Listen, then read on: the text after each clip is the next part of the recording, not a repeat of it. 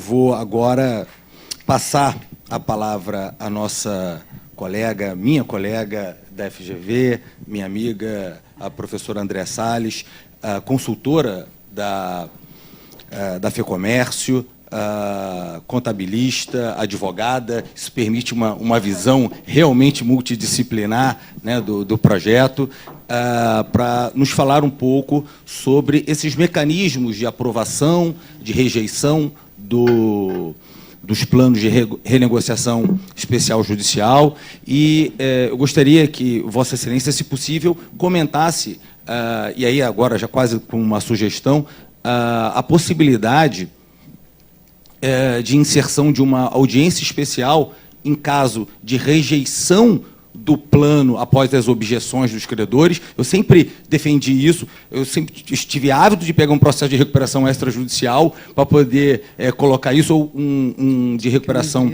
judicial do micro e pequeno empresário, do plano especial, mas não aparece lá na primeira, na quarta, na sétima varas empresariais, e aí eu não consegui colocar isso em prática. E também que nos explicasse um pouquinho esse sistema de aprovação, apresentação das CNDs, não apresentação, quitação, enfim. Boa tarde a todos. É uma honra, em nome da FEComércio, estar aqui. Eu, tal como o professor Rinaldi, e vou tomar a liberdade de chamá-los de professores, porque entendo que nós estamos num debate acadêmico. Eu tive acesso posteriormente ao texto, então a minha intenção aqui é mais reflexiva.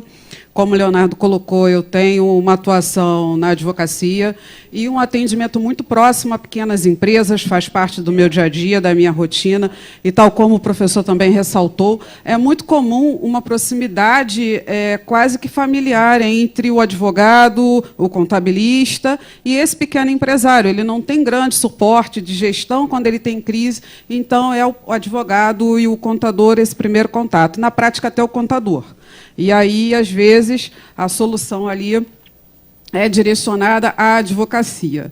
E tive a oportunidade, inclusive por essa angústia de não termos um procedimento adequado a esse perfil, ao pequeno empresário, a minha tese de doutorado é exatamente sobre esse tema, as pequenas empresas, onde boa parte dos meus números e das minhas análises, que até então eram empíricas, partiram da base do SEBRAE, várias informações ali que eu pude sustentar aquilo que eu via e analisava empiricamente no dia a dia.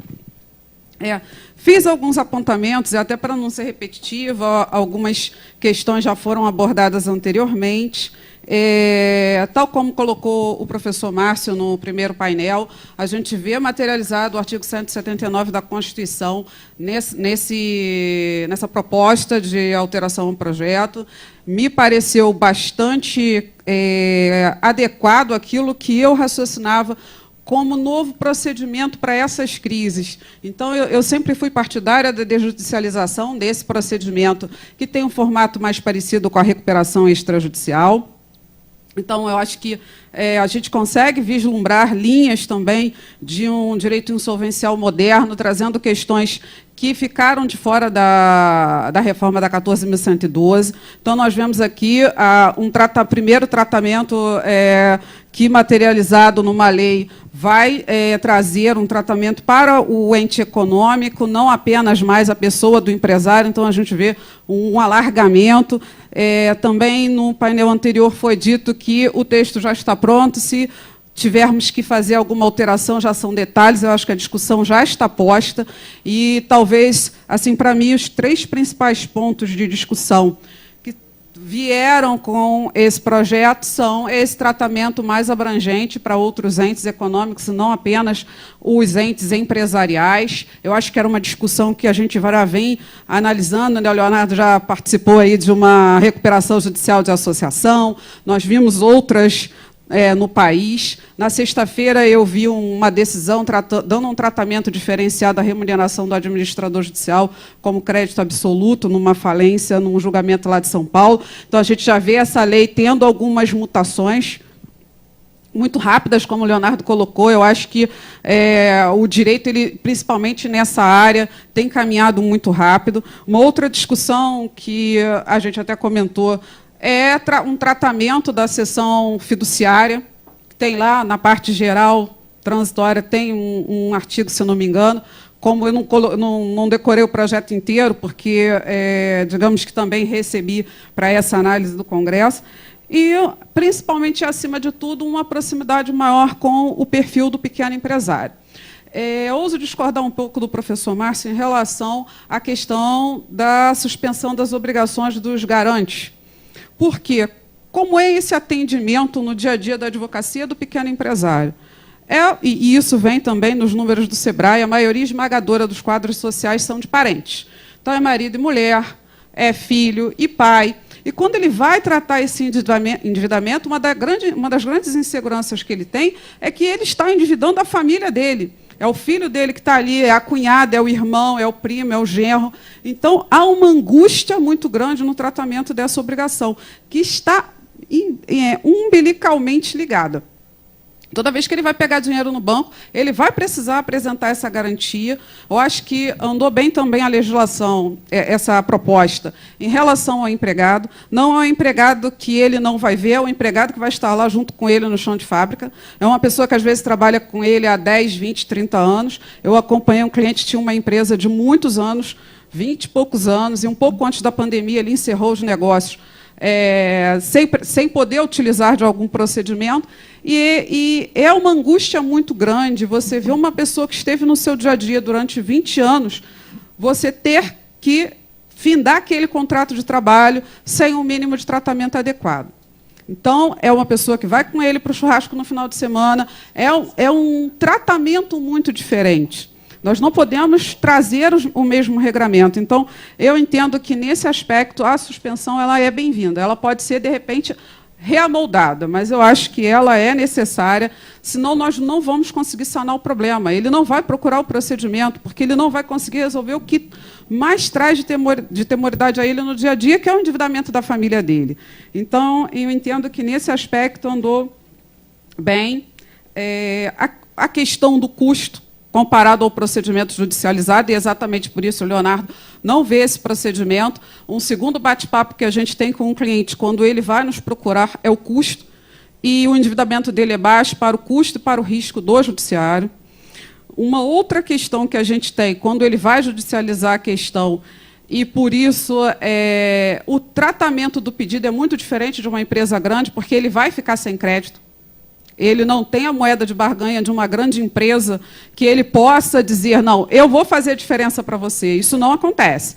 Então, esse reescalonamento da forma de recebimento, entendo como importante, o empregado, para ele, é essencial se você não der um tratamento diferenciado. Mas também os números demonstram que são pessoas que vão ali ter uma média de um salário e meio, 2 salários por mês.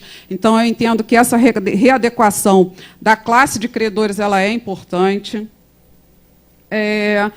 Também entendi como interessante as regras de transição. Então, ao meu ver, essa parte da proposta andou bem, ao meu ver. Tem um artigo, né, como as benditas letras, né, o artigo 73, KKK, no parágrafo 3º, que ele traz uma possibilidade de participação dos agentes representativos, e, ao meu ver, isso é muito importante. Eu estava debatendo isso com o Leonardo, nós já tivemos a oportunidade de conversar sobre isso na instituição que nós lecionamos. E o outro grande problema é o seguinte, como é que ele se guarnece no momento da crise? Ele não tem a quem procurar. E eu, como advogada, não tenho noções de gestão a ponto de implementar esse plano para ele. Então, eu acho que essa discussão é uma discussão que precisa ser aprofundada.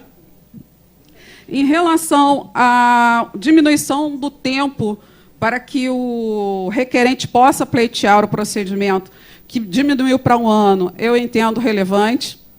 Tá, vou acelerar, Leonardo. Eu acho que tem muito a ver com o time da pandemia, o time da crise do pequeno empresário, me pareceu uma alteração relevante. Uma outra questão que também eu acho que poderia ser pensada é o seguinte, lá no artigo 73, deixa eu achar aqui, no artigo 73P, quando fala da mediação, eu acho que deveria remeter ao artigo 20A. entendo relevante trazer outras questões, porque a briga de sócios no momento da crise é muito grande e é uma sociedade familiar. Então, às vezes, é necessário um terceiro para mediar esses interesses. O conflito societário, ele geralmente vem junto com o endividamento. Então, eu entendo que é outra matéria de bastante relevância. Por fim, eu não vou lembrar aqui, eu acho que é 73S, pelas minhas anotações, traz lá a análise judicial na renegociação judicial, dizendo que o juiz vai analisar. Eu acho que a redação até ficou melhor do que o 58, porque ele, ao invés de falar que não tem a rejeição de menos de um terço, muda a redação, ficou mais técnico, ficou mais palatável ao leitor. E, ao mesmo tempo, uma sugestão que eu já vinha tratando tratei na minha tese, e tem fundamento num texto muito interessante do professor Manuel Justino Bezerra Filho, é uma compulsoriedade, ter um artigo que, antes da decretação da falência, mas após a rejeição dos credores, já que não tem assembleia, já que não tem crowddown, ter uma audiência especial para conciliar as partes. Porque eu acho que aí nós vamos ter um credor grande que vai ficar com as suas garantias suspensas, que não vai aprovar esse plano e que ele precisa sentar para o debate. E aí eu acho que, na frente do juiz, isso vai se equalizar de uma melhor maneira. Espero ter cumprido o tempo, Leonardo.